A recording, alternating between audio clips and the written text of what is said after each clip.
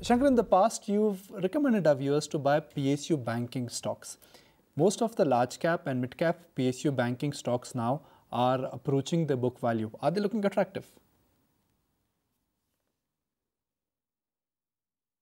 I would think so. I think there has been a lot of fear over the fact that NPAs will rise and stuff like that. I don't think the real fear that at least I have is NPAs. Even if they do rise, they will happen 3 or 4 quarters down the road. I don't think next 2 quarters will have anything of that sort. I think the real issue is really whether credit growth will come through at the rate that we are projecting. And there, one could be persuaded to believe that maybe we won't grow 18-20%, we'll grow maybe 15-16% or thereabouts. That I think is the area of real concern rather than sort of NPAs, suddenly materializing overnight. And if credit growth were to slow down, I think obviously this space is going to get hurt. Further, more importantly, the private sector banks had been very good outperformers in the last 5 or 6 months, even a bit longer than that.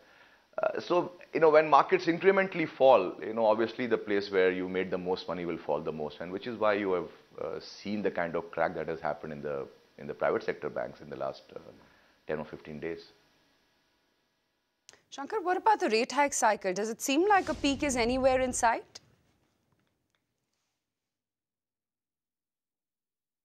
I don't know. I mean, I have been a very strong critic of the RBI's policies from the time they started this whole cycle of tightening, because it was my belief that you'll only end up hurting growth and you won't kill inflation. And it's played out the way it has played out. This whole Western model that inflation can be controlled by rate hikes works there because that's a different inflation basket. In India, it's a very different thing altogether. So price of foodstuff, etc., cannot be killed by a mint road. But we have to be seen to be doing something. So we have done what we are supposed to be doing by conventional theory. That has not helped. That has hurt.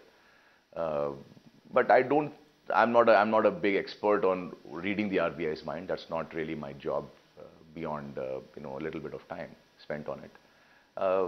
I think the next meeting is supposed to be in the middle of September, if I'm not mistaken. We'll see how that goes. But like I said, I'm no expert on reading the RBI's mind.